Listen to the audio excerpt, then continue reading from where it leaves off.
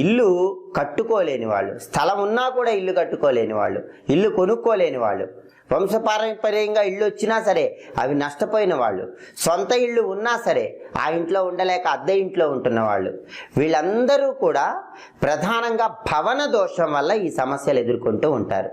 మరి ఈ భవన దోషం పోవాలంటే ఏం చేయాలంటే పరిహార శాస్త్రంలో ఒక అద్భుతమైన పరిహారం చెప్పారు.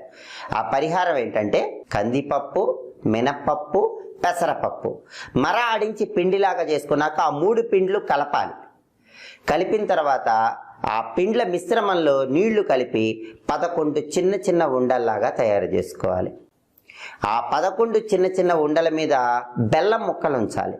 అలా బెల్లం ముక్కలు ఉంచిన తర్వాత ఆ 11 చిన్న చిన్న ఉండలు బుధవారం పూట గోవుకి ఆహారంగా తినిపించాలి. ఇలా చేస్తే భవన దోషం అనేది తొలగిపోతుంది.